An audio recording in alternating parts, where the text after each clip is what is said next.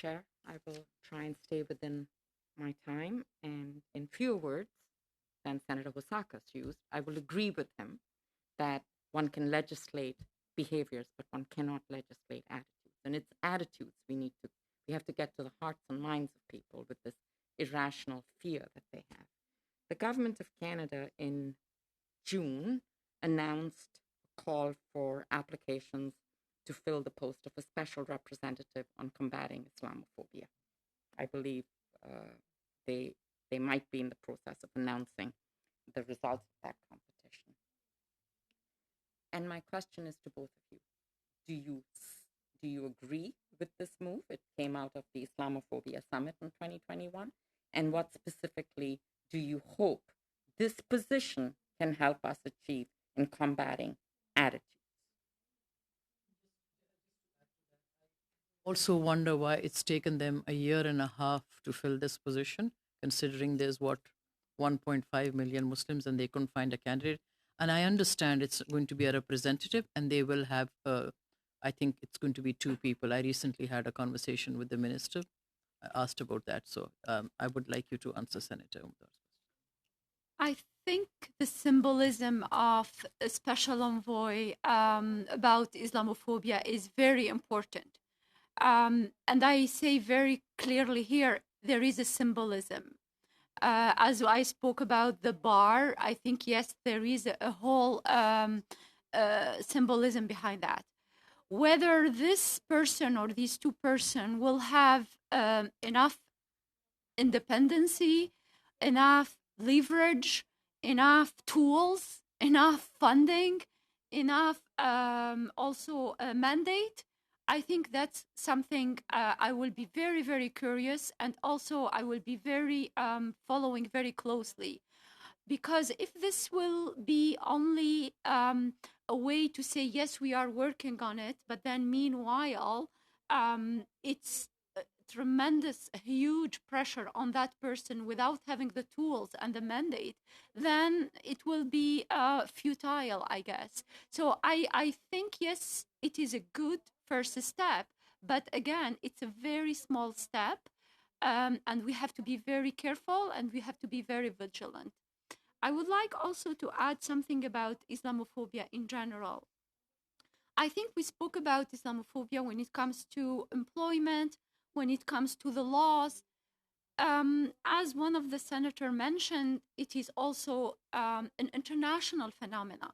Even if in Canada we are going to become Islamophobia free one day, it takes an event to happen like in any other part of the world, like it happened in the United States, right? We were not affected here, and then all of a sudden we legislated, we had our own anti-terrorism laws, and then the hate rate increased. So I think we have also not only to act on a legal level, it's very important, we have to act on an institutional level.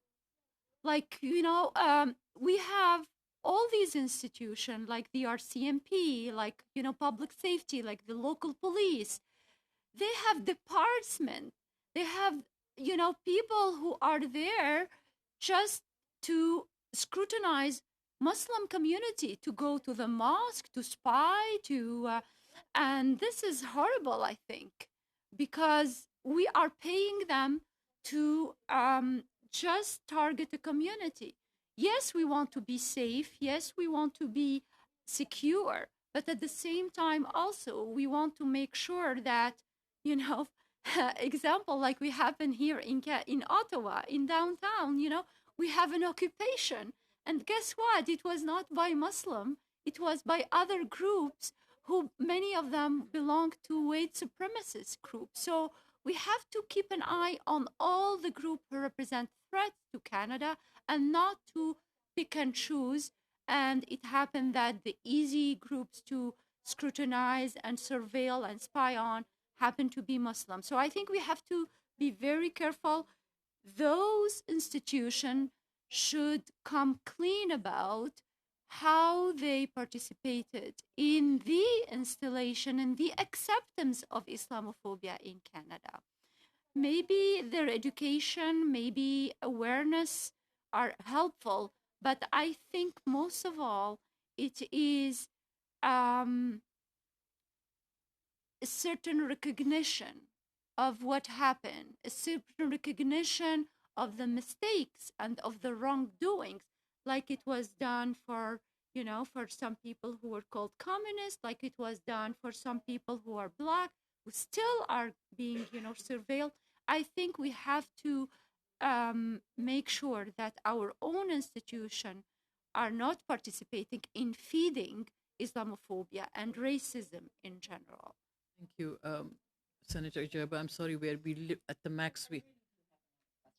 Okay, Senator so you know what? I'll use my request discretion that the meeting be extended to 5 minutes. Okay, so we'll go over 5 minutes, Senator. Can you please be really brief with your answers? No, I'll actually ask Ms. Laouni the other question. We are going to hear, right after you, we're going to hear from the RCMP and Public Safety Canada. What questions would you have us ask them? J'ai perdu le son. Ah. Okay, let me word it differently then.